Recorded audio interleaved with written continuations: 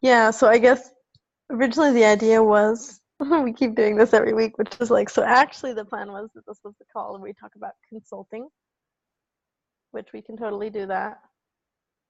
Um, or add in any other things though that seem on top. Yeah, I mean, What do I do we? think it would be good to have Ants here for that. Like, it's so essential. He's looped in, so maybe we can talk a little bit and then have the extra one when he's around. Well, I mean, the thing is like, so do you have an alternative suggestion of what we'll talk about instead then? Or are you, because I guess that's a general question that I think maybe we should just think about that if one of us isn't there, like, what's the protocol? Because if we always wait for each other, I think we'll never actually have the conversations or things will take really long. And we should just get better at maybe catching each other up or figuring out how that works. I don't know. And I'm also curious about why you're saying that with consulting, Kate, because obviously academy is obvious, but I think on consulting we can do quite a lot and then get input. Just Because because it seems like he hasn't found a way to like fit in on the consulting stuff, and it would be good to be able to talk about that and like his needs, and like I just don't know like what he wants with consulting, and like a lot of the questions that we were coming in on that thread were from him as well, especially in regards to self-management. yeah, that makes sense. I actually had a bit of a chat with him about like whether he wants to do consulting or not, which obviously it's better to get the clarity from him, but I think that he definitely became more clear on the fact that it would be smart if it makes sense for him to actually take on some gigs to supplement his income, because obviously what we earmarked for academy is not really sufficient. I think that sort of landed, and but yeah, it's definitely not exactly clear what that should be. And I guess we definitely had chatted about the fact that it would be good for the four of us to have a conversation about, yeah, like basically what we started on Slack but haven't properly done in person, which I guess is consulting related, but to me it's also just like it's about the a key topic that we're dealing with basically, right? And like understanding the expertise related to that. Because I mean, I think we could also talk a bit about consensus, given chat about an update of DAO stack and any other potential things in the pipeline that wouldn't be directly related to that. Yeah, so we can just do a general what consulting stuff are we working on update. I'm happy with that. Yeah, yeah, and I think what's coming up for me is it'd be interesting to hear from Ants, like what kind of capacity for work is he going to have over the next 6 weeks? Or is he going to just try to take a break and like let's be realistic about that both ways? Do either of you have a sense of that, or is it just we would just be making it up? I think it's something in between the two. No, okay, so my sense is that he realizes that overall throughout the year, it would be good for him to take on some additional paid consulting work that he would like to do. But that generally his bandwidth is going to be fairly limited in terms of the traveling he's doing and like the rhythm of that. And we were talking about academy, and basically we came to the conclusion that for him also 2 days a week was realistic, but not more. That was what he would be able to do. So I would say, if you ask the question, how much is the capacity in the next 6 weeks for consulting, I would say no. That's my sense, that there wouldn't be extra capacity really, especially because there is still some work with EHF that had been defined, which was basically the wrap up of the post New Frontiers comms and the videos and all that, which he's supposed to still be involved in. That's still being clarified, but that's going to happen like now. So that probably will fill up capacity. Okay, so to sum up, we're looking for something for him not in the next 6 weeks, that might be like a day a week, as well paid as possible, and like we just need to get more information from him about what he really wants. Or Yeah, I would say that's my sense. Yeah, and like some of the stuff that's coming up for me, I don't know. I know because I feel like I'm not fully looped in with the climate kick thing, but like what could it look like if when he's in Europe he's doing a little bit of that work? What could it look like if when we're both in Europe or we do some sort of a kickoff meeting for them or retreat or something? Or I don't know. That is an idea, but it's going to happen like in late April or like early May. It's like they had seen this as kicking off after Easter. So, Right. and it is a possibility if the remote kind of coach thing is going to be a pressing need for them. But they do want their kind of need is to have on the ground coaches first and foremost. I did see something somewhere with them about needing some distributed coaches, especially around decision making. So there's that, but that would be like, I don't know if so I think it could be possible to bring Anson on some of that somehow, but we just don't have the info yet, I suppose. Yeah, for sure. We'll know more. We're having the interview on Thursday, and then I suppose we'll hear or not on the next week. Yes or no. Are they giving you longer than a half hour for the interview? I've asked for 45 minutes, so. They gave us an extra 15. I mean, it seems a bit weird. Super weird. I don't know, but it reminds me of so many things where also the deadlines are like bizarre, where it's like it's not realistic that you're going to start work like 2 days after you like it's just yeah. They're a bit optimistic and maybe just making up as they go along, which is fine, but we just have to be aware of that. Yeah. Cool. Yeah, and I guess regarding EHF, just since that's fast, like hopefully Ans and I will have a call with Joseph soon. And I guess it's probably going to be time, so we might hopefully know about Climate Kick already, because I'm just trying to sort of play that to see like whether we actually want to push for me to continue the work with them or not, or how much. I don't know. But I'm definitely mentally getting ready to also like pause it. What about if you tossed it and then we got 8 more hours out of Dowstack for you? 8 more hours, like taking 8 hours from what you're doing, or adding on top another 8 hours? Adding on top. No, I'm not sure that's a good idea, because so I guess I just don't know how there's going to be enough time ready for Academy. And I guess so it would be taking the EHF time, right? Which is 4 hours. Oh yeah, well that's fine. Yeah.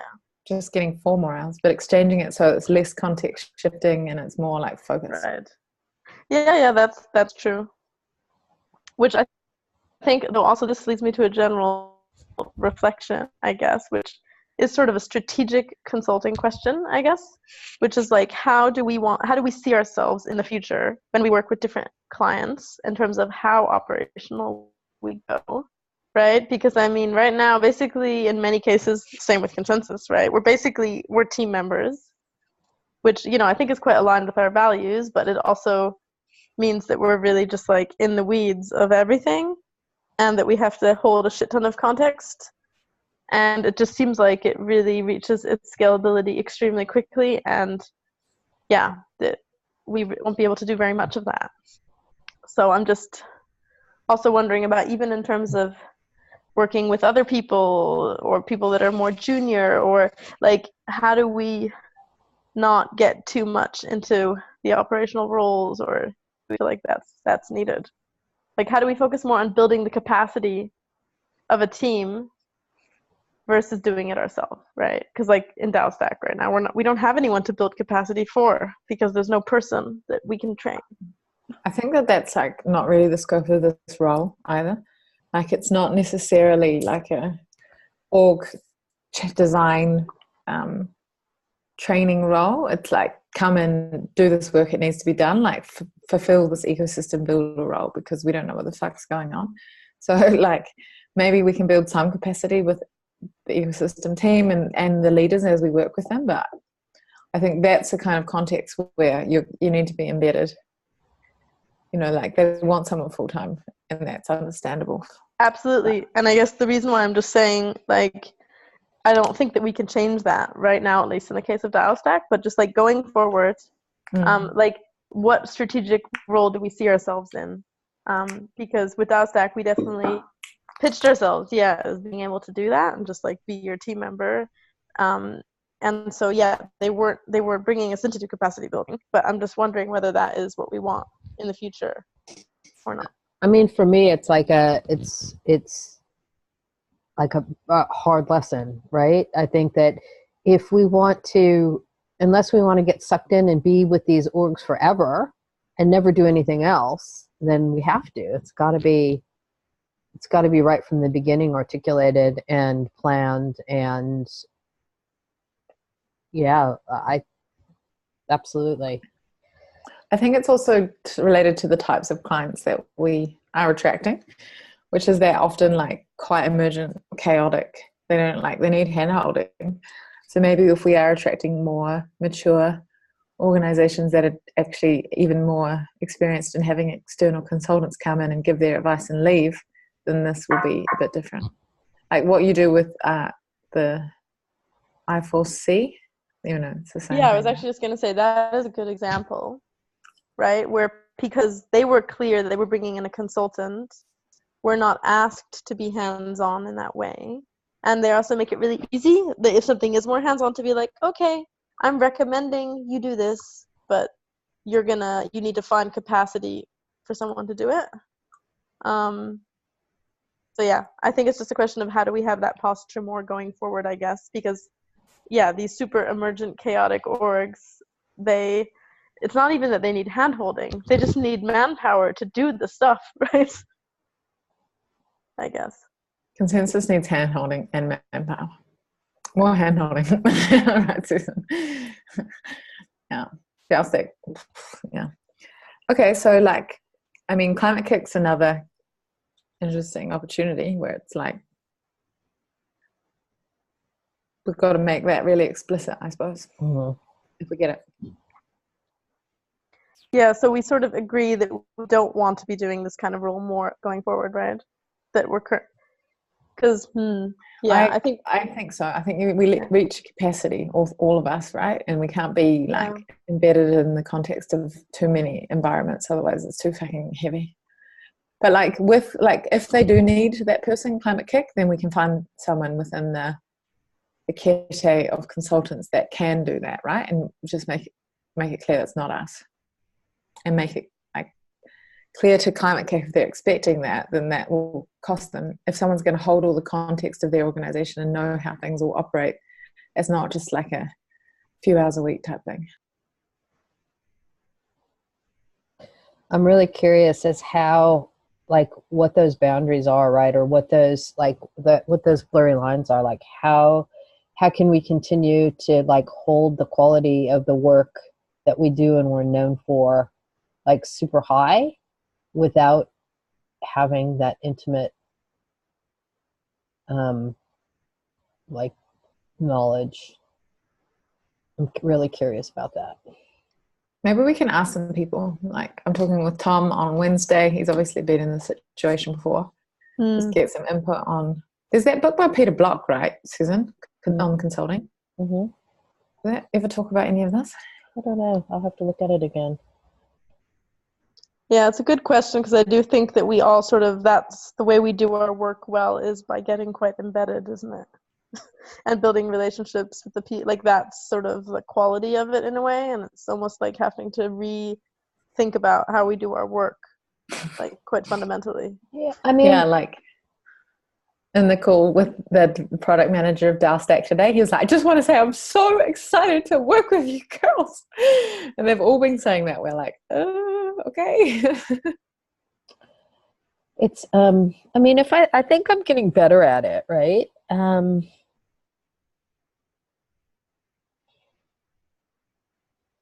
it's almost like heavy lifting up front to actually get to know, and then you can kind of step back a little more.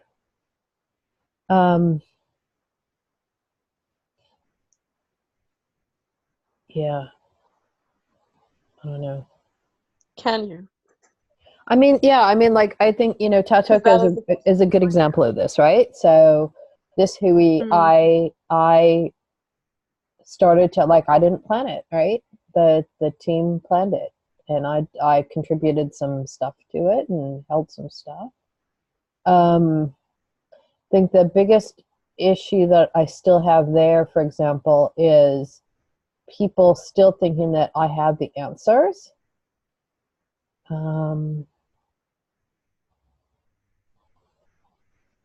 Yeah, Yeah. but that's different, right? But it takes I think it takes a lot of sensing to be able to see how much you can step back and how quickly and what that looks like, and feeling the confidence of stepping back in a way that, you know, you're going to be billing less this next month. That all kind of comes into it too. I don't know. I just think I'm really appreciative, though, that we're thinking about this beforehand. Doesn't mean that we'll do it elegantly, but I think it's important. Yeah, and I do think that there's a bunch of people that would be interested in doing that kind of operational work more, or that it's probably good for each of us to have one thing like that, right, that continues on, that has a bit more consistency. That's at least my sense. But you can't have multiple of those, really.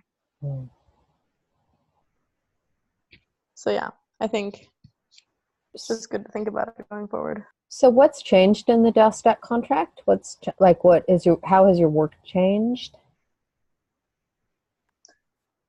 Well, so I guess maybe I'll just describe and then you add, Kate.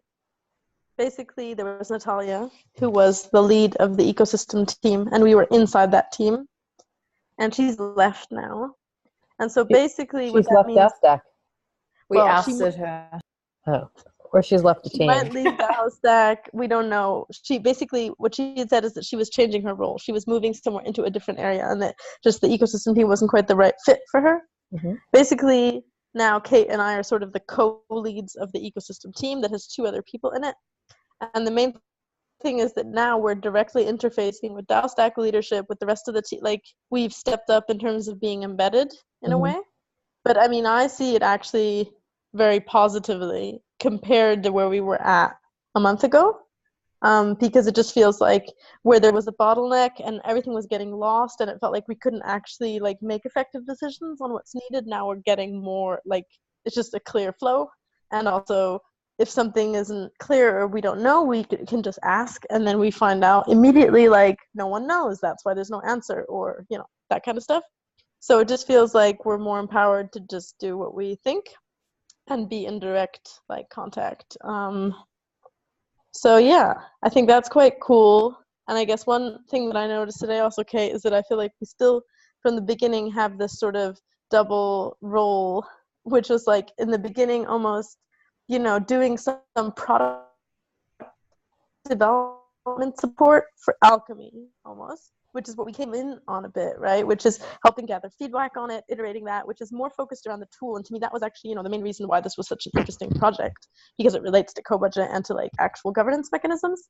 And then the whole bit around, you know, facilitating the community, which is a thing that sort of popped up that we didn't quite see coming in the size that it has become. But so I would say there's sort of those 2 dimensions.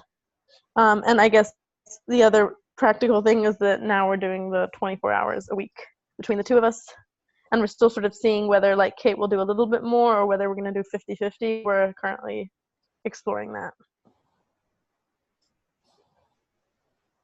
Anything I forgot, Kate?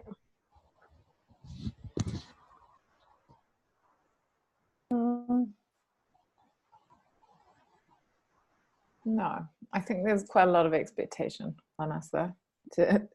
And my like anxiety comes from the fact that we were meant to be working 7 and I was definitely probably doing double that. Therefore, I don't have that much capacity to extend what I'm doing. So I just feel I'm like, shit, like the expectation is very high compared to the amount of time that's at our disposal. It's like the role of like, I think 1.5 or at least one full-time person to do our role. So like, it's just going to be really interesting to try to communicate that and communicate the size of the scope to them. Yeah, because that's the thing that we need to like give some pushback on, or to set some clear boundaries, because they do know that the brief they gave us is too ambitious. So yeah, I think that like learning from consensus and seeing how that's all played out, like I think we just need to try to hold ourselves super accountable to just not over deliver too much. And yeah, I really think like Kate, like don't worry too much, like don't feel like you have to deliver double what you were, like, because yeah, you were over delivering before, you know that, like yeah, but I also think like the situation was such that if we hadn't been doing that, it would be like falling apart right now. So it wasn't like, oh, I'm doing this because I need the ego boost. It was like, oh shit, there's a situation, and like, yeah, it's just necessary. So that's kind of how I feel about it.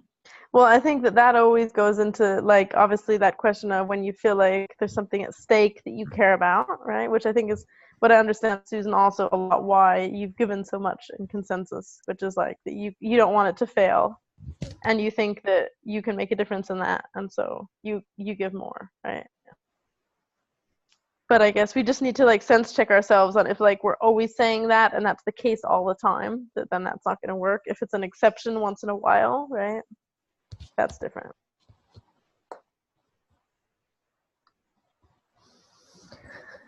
Yeah. And is the contract for at hours, and is it in cash and not ETH? It's in ETH and it's for hours. But like basically, sorry, the contract is in dollars, so we get a dollar amount. We invoice in dollars, but they pay us in ETH. And the main impact that has is just that the budgeting takes a bit longer than it would on a usual contract, because I have to like convert the funds, and the like keeping track of the money takes a bit longer. Mm-hmm. But that's really the only impact.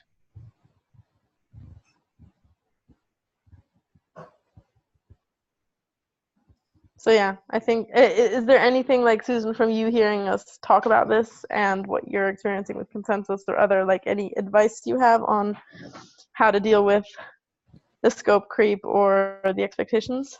I mean, I just go back to this whole building capacity question, and I hear you, Kate, when you say that that's like not part of the written remit, but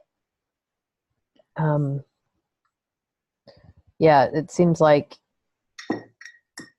if you're just another pair of hands or another pair of eyes to help them get the work done, that's a different posture than it sounds like you were playing before, which was like as community leads.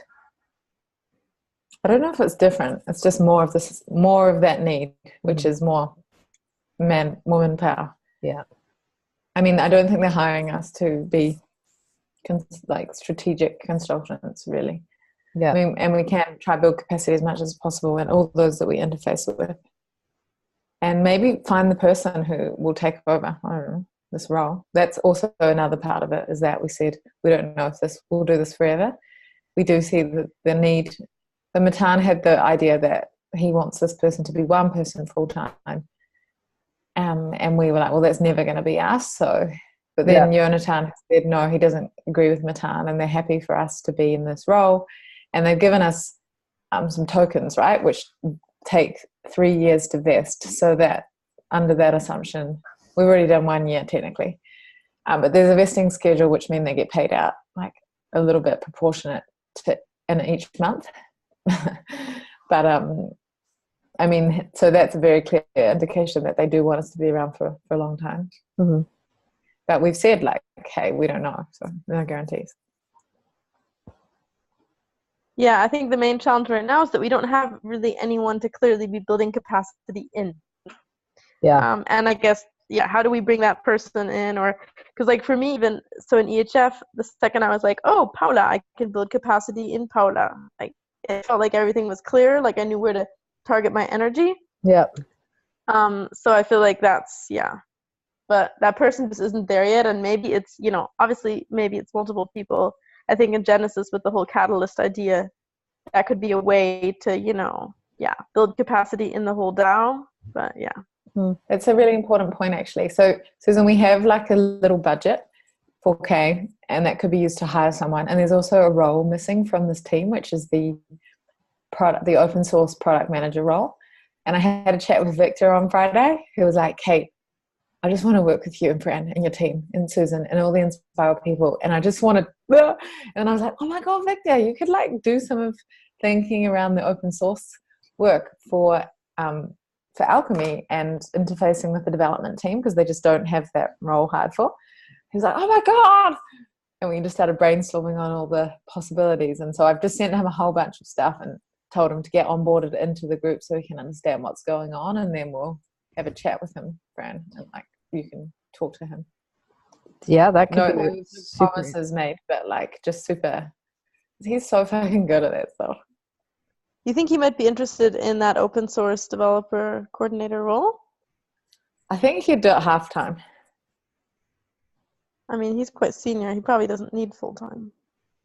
No, and he could like just start off by working with us a bit and then prove his worth, and then Yeah, because this is another thing that, I mean, like for instance, we've done this consensus, right? Or I've done this with a couple different things where we could give him some of our hours, right? To just start helping us to figure out the open source role, start contributing, and then if he wants to step in more, yeah. Yeah, I think we should spend some of that 4K budget on him. Like a couple of K a week. Sorry. Is it a month? With a scope. I mean, that'd be amazing if he would do it. He's super excited. Yeah. He's coming up with all these like reward systems for getting new developers building on their stack, and like he's done a lot of the stuff in the past. I was like, oh my God. Yeah, that could be interesting. So I'm also curious, Susan, regarding you were just saying how your motivation's dropping with consensus. Like, how do you feel like around that in terms of also, you know, the 5% probability that you think we could make a difference? Like, is that percentage going down and therefore it's dropping? Or how is your, like, how do you see yourself in 6 months in this?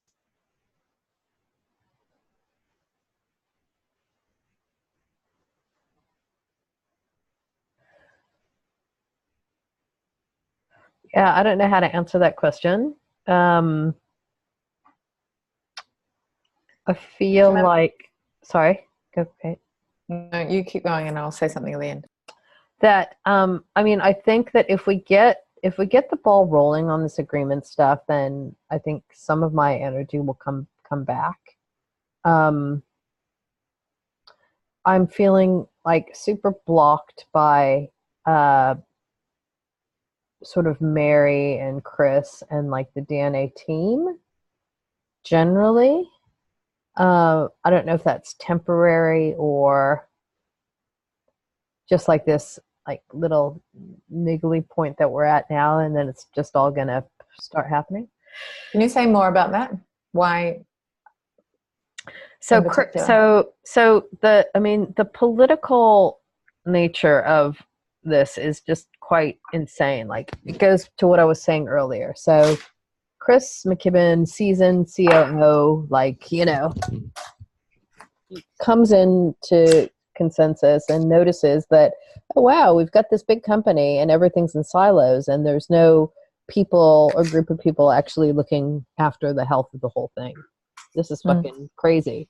So I'm gonna start this, right? I'm gonna create a circle and invite people in that are heads of, you know, the other important circles, and we're gonna make a team and we're gonna be responsible for looking after the overall health of the mesh, which is like great, right? That absolutely needs to happen. But what's happened is that they're so fucking completely fucked with not having their asset allocation done, not knowing where funding's going to come from, having an head of HR who's a complete fucking maniac, crazy woman, right? So it's impossible for there to be a cohort of like core leaders of the whole, because everybody's focused on their own thing, right? And because hardly anybody, I don't think anybody on that team, except for Chris, has ever operated like at an, you know, in an even in an old-fashioned executive leadership team, right? So he's trying to do it like trying to do all the right things, bring people alongside, not force anything, be inclusive, get consensus or consent on his ideas. But, you know, they meet twice a week for an hour and a half, and it's just totally in firefighting mode or what's most important today. So, and then what happened last week was that, you know, 2 weeks ago we got, you know, Joe's document plus the précis that we wrote, sending them to this OC for feedback. You have a week to provide feedback or questions or reaction. Nothing. Nobody did anything except for on the call they said, "Oh, mesh fund is stupid and we don't want to do it." Right? And it's just like the level of immaturity and lack of willingness to work as a team is just not boding well. And this is DNA or the CC, OC? The CC, the OC. So So the way that then impacts me is that we're working in DNA, we're working, you know, on, you know, biweekly sprints to get this stuff delivered so that the agreement fabric can start happening. But the CC can't even come together and agree to do their own foundational operating agreement. And so the idea that Mary, Chris, and I are writing an agreement, like an operating agreement for a body that we're not even part of, it's lunacy, right? So it's just frustrating. Yeah, they're a bit idiotic with DNA team, right? Sorry. CC. The CC, yeah.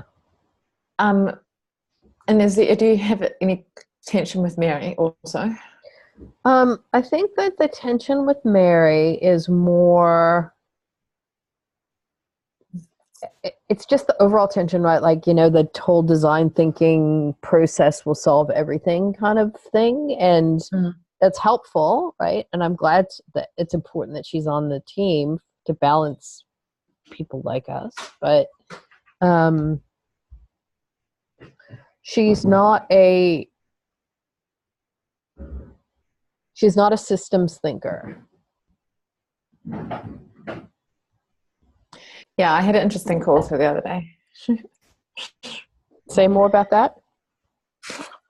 We were designing the survey, and she was just kind of like giving me all this intense feedback about what she needs, and I was like, okay, this is not a feedback process that we're doing between you and I right now, but I'm happy to take on some of your stuff in an advice process, right? I'm not going to do it because this is what I make decisions on. She was like, oh, like I was just saying, like she wants me to do like integrated feedback sessions at the end of every SO week. And I was like, no, we don't have time for that. And she's like, well, we need it and I need it and this is why. And I was just like, no. And then she got really triggered. And I was like, I'm considering it, but I might say no. And so I don't know. I feel like she's getting quite triggered by me not taking on all of her design thinking stuff. Yeah. But, you know, you're getting the feedback just like everybody that, you know, people are sick of surveys, right? Oh, and one thing I didn't say to you guys is fucking hilarious, right?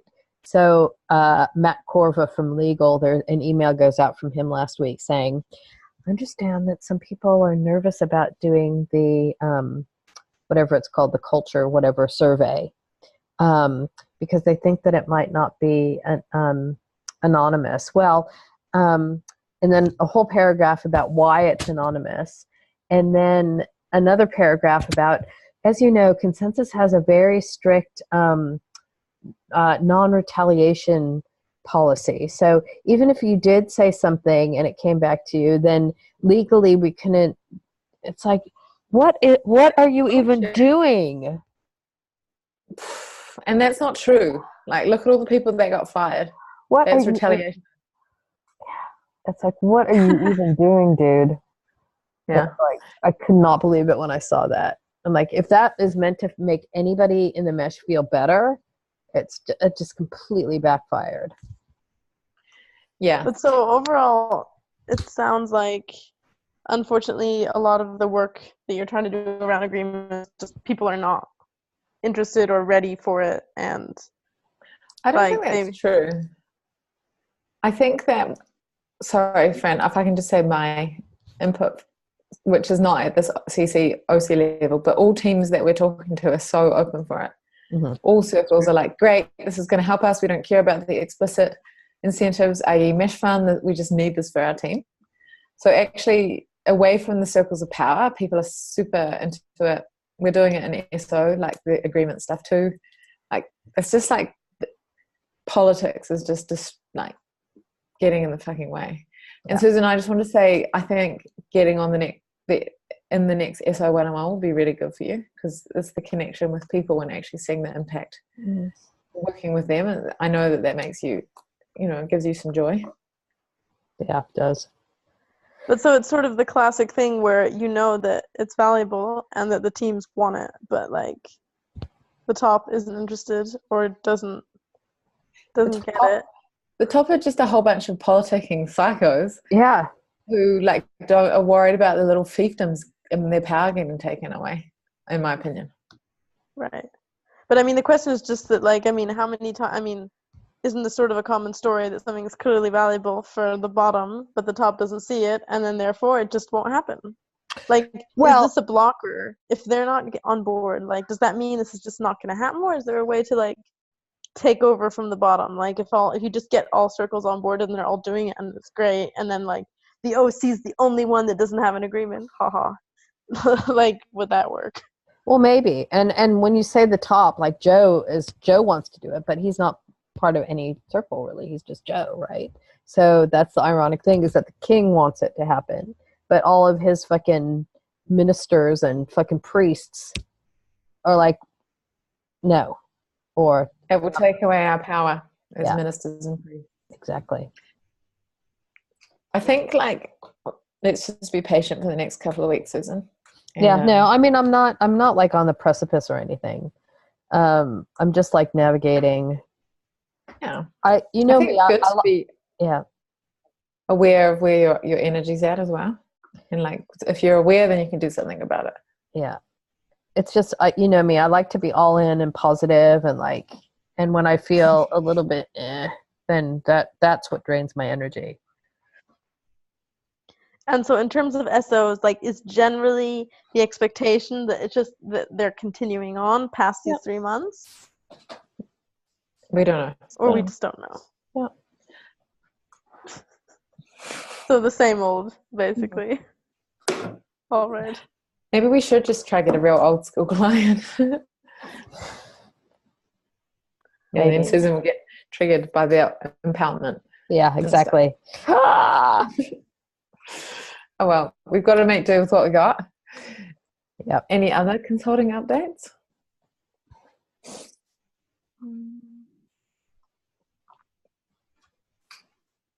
I don't think so. Maybe quick question since we're at that, because I showed Susan and I did a bit of a little tour of the CRM last week, and I just wasn't sure, Kate, whether you've gotten successfully like logged into your Airtable account for that. I haven't tried, but also because I'm not really doing any, well, apart from Climate Kick, but you already did that, any biz dev right now. I don't know how to use Airtable. But, you know, You're quite a salesy biz dev profile, Kate. I think it would be a good idea for you to use that CRM. Okay. I know how to use Airtable, so I suppose I just have to log in and have a look. Yeah. Because I've definitely, yeah. Have you? You've Business been account? invited in. Yeah. Yeah, sweet. Oh no, this is it's a different account. But did you invite me with my greater than one? Let me see here. It's weird because when I looked, there was like 2 different Kates even, which was like somehow, yeah. So I had invited with your greater than. But yeah, there's 2 Susans for some reason in there. But yeah, we can totally invite you with a different one if you already have an account. I have it with my Inspiral account.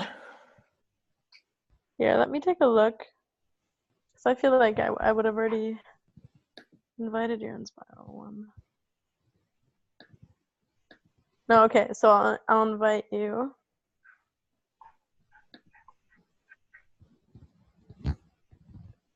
Okay. So now you should have just gotten an email to that. I mean, I can use the whatever. Okay. Accept. You got it? Yeah. Okay. Oh man.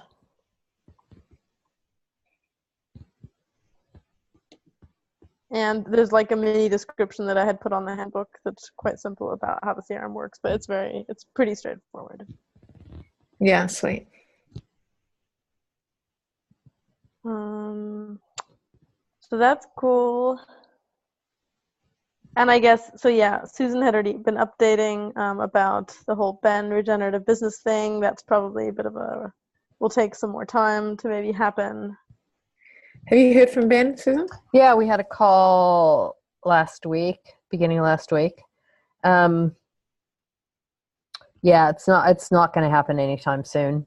And then he put me on to this woman called Caroline Robinson, who's trying to bring Carol Sanford to New Zealand to do some stuff. But she's, I had a conversation with her and trying to be a little more pragmatic. Like, yeah, it would be great. But what they're trying to do is get like 10 companies where 3 people from each company are going to do this for a year. I'm like, chances of that happening in the New Zealand market are pretty slim. But with Oricon specifically, I think there's a little bit of an issue between like the different levels of management. So, yeah. Yeah, so one thing I want to mention was just the value web, because Anne's had mentioned a few times that like it would be time to pitch them ASAP on that. And somehow, though, I still haven't really gotten information. So I don't know if we want to probe him more on that, and if we generally think like it's the kind of thing that we should really try to go for. Like, because I know that we have a bit of this capacity struggle at the moment. They were quite full up. Yeah. I think we pitched for it, especially if and then we can always bring someone else in, right? If it's like there and it's a warm lead, a hot lead, because we've already technically done stuff on, then it's a real shame to lose those ones. I mean, I totally agree. Like, I definitely felt like, wow, this was like an ideal one to go for, and just pass it on if we feel like we don't have enough time. But so I guess let's bug Anne's on that, because I feel like it's gotten a bit stuck. Yeah, sure. Let's just do it in the consulting channel. Hey, what's the status? Like, let's repitch them. What do we need to do? Type thing. Yeah. Okay, I can ping on that. Great. Maybe one question, since it's sort of semi-related. The people agreements for greater than the draft regarding associates. That's the word. I always confuse associates and affiliates. Because I had sent it to Lisa. She had sort of given some reflections, but not heaps of. There wasn't much like big feedback. I sent it over to Mary. She hadn't responded yet. But yeah, are there any other like thoughts on your guys' part in general in terms of like, is that headed in the right direction? Or because I know Kate, you had mentioned you needed a bit more time to take a look at that. I haven't looked. Okay, cool. So then I guess this is just the reminder that when you have a bit of time, it would be great if we could finalize that, because then we could basically formalize our first affiliates. Associates. But didn't we get the feedback that associates is a bit, from Jessie Kate, and I agree with her that associates is pretty dry. Well, she just said it felt like a little bit at arm's length. And she was like, why don't you just say contributor? Which we could just say contributor. It's just that, like, how do we not get confused? Okay, I'll look at it on Wednesday. Susan, you probably don't care at all, do you? About this word questions, like, whatever. I mean, I'm keen to see what, yeah. No, I'm happy. I'm happy to just, yeah, whatever. Oh, okay. So actually, I want to pitch you guys an idea in relation to that, which is an interesting question that came up in talking through, like, yeah, the associate concept and, like, well, thinking through details of getting in contracts and bringing different people, which is basically this question about the commons, which you're cutting out, friend. Really becomes quite around us. We can't hear you. Better now? You might need to turn your video off. I don't know. Yeah, let me wait for like 2 minutes if it gets better. Do you? Hello?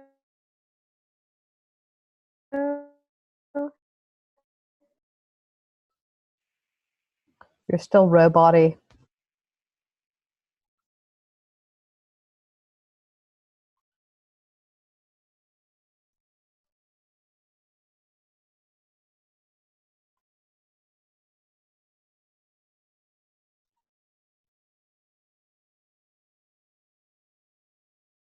Hello? No.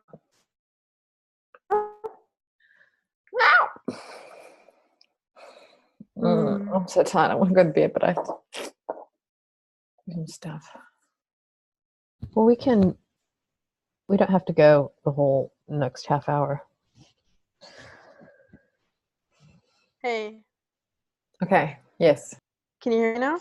Yes. Okay, can I really quickly go? Yes. Yeah. Okay, cool.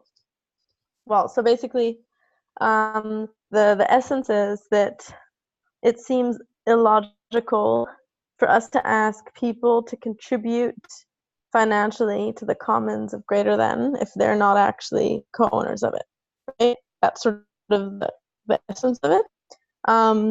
So basically what I was thinking is that I think it would be smart, first of all, to get a better, like, clear calculation understanding of what it costs us to run contracts through the entity. So what is the real overhead cost, right? Which it seems like right now 10%, which is a bit high, and we'll hopefully get a lot lower over time. Oh wait, I think I'm frozen again. Do you guys hear me still? Yeah. Kind of coming in and out. Oh shit. Well, so basically getting an understanding of the real cost of the overhead plus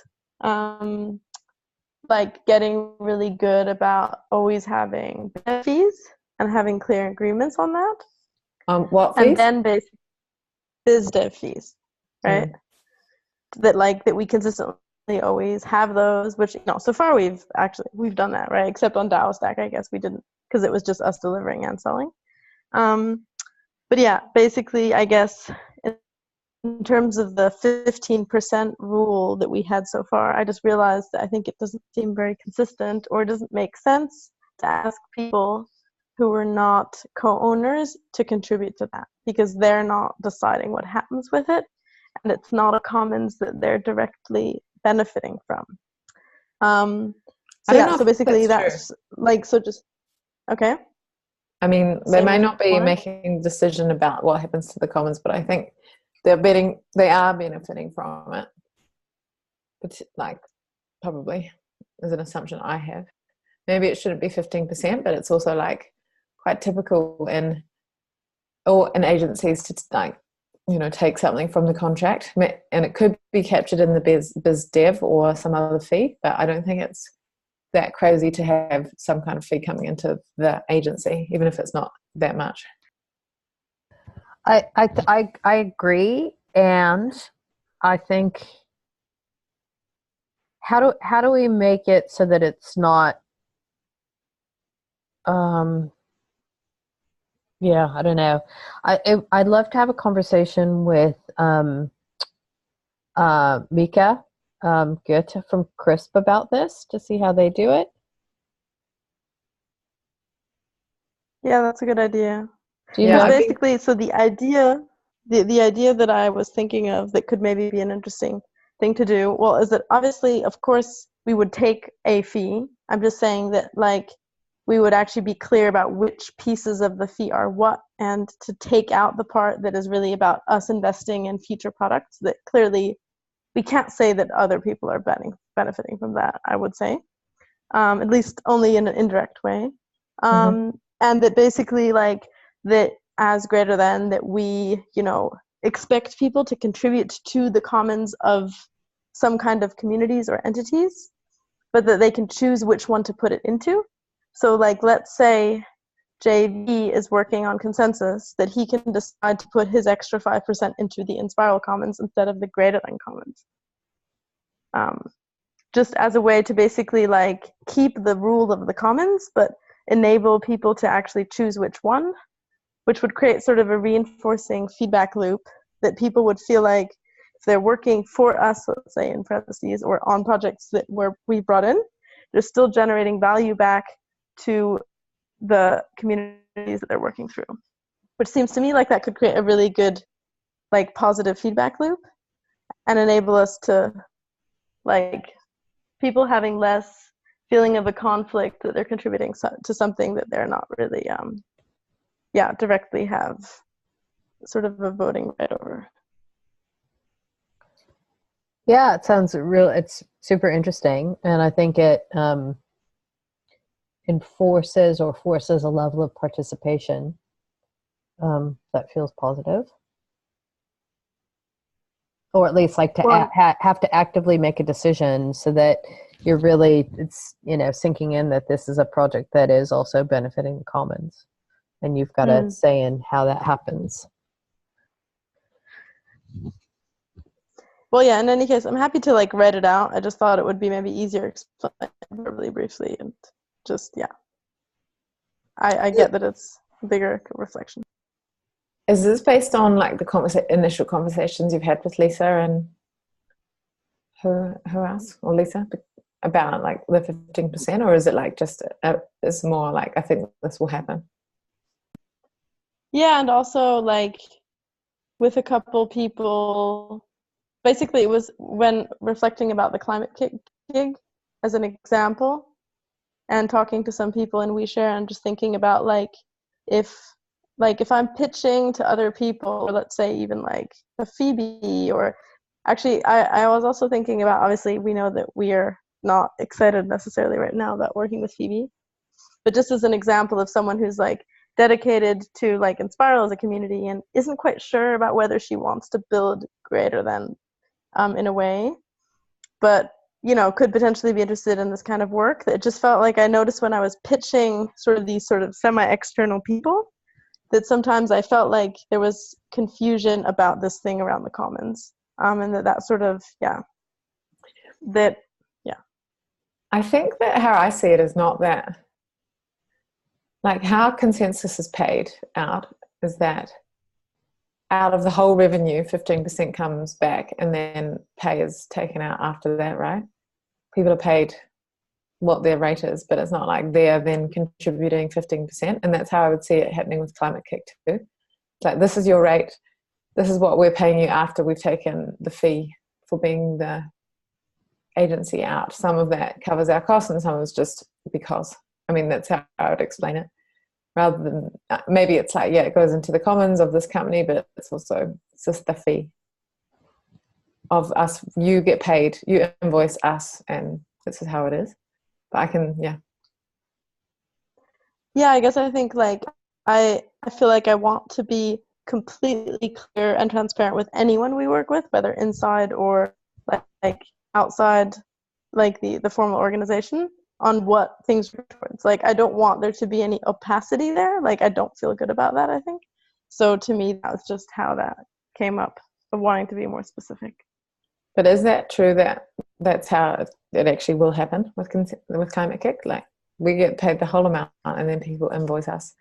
I don't know. Like I think that's obviously a question of how the contract is going to be structured. But I guess in a way, like I think the foundation should be there so it can be clear, like, okay, cool, we invested X amount of energy to bring this on board. So that's why we're getting a BizDev fee. And there's this amount of cost to run this thing through the structure. And then, you know, based on what's left, we figure out, okay, what are different types of people being paid? But it makes sense to me that us, the like co-owners of Greater Than, that we're taking a pay cut sometimes to be able to invest in the, right? I think that's the clear thing.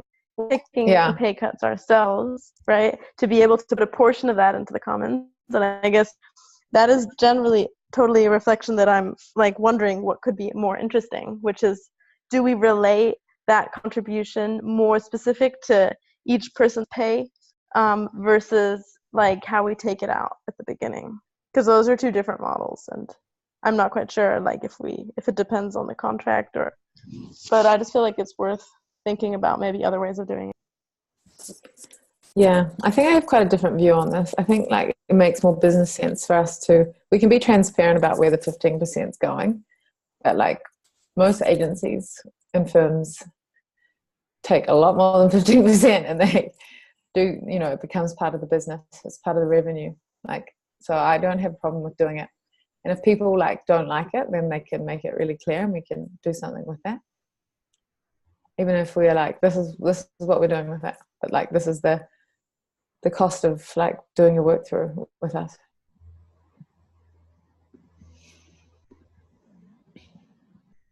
Cool.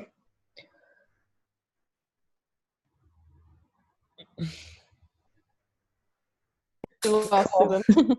Yeah, I guess, well, to be continued, I guess. I think I just don't think, for myself, if other agencies are doing like that, does not mean that that's how we should do it. Because I think, yeah, I'm not sure I want it to be that traditional.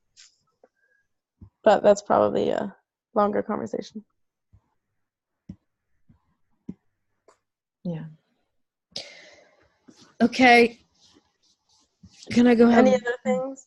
No. I was looking at some times. So for the next couple of weeks, I could do, could you guys do a 9 a.m. on Tuesday morning? Is that possible? Yeah. It's not ideal. So not 9 for you is 7 for me, and like 2 in the afternoon for Ants. Yeah, works fine for me. We could do an hour. Okay. So yeah, I think that's great. Yeah. So Fran, from next week until basically I have in the calendar Ance's schedule in terms of when he comes to Europe, so we can just put it until then, right? Well, yes and no, because I'm in Canada for now we can do that. From now until okay. Yeah, from now until the 7th of May, that works for me. Okay. Yeah, I'll check in the calendar with the travel dates, and then we can try to find another time, because then it will actually be easier when you're in Canada, right? Again. Yeah, I think so. Because we have like Asia to Canada. Yeah. Fran, I need to ask you something about DASDAQ really quick. All right, I'm going to go. Okay, cool. Bye. Bye. See you tomorrow. Bye.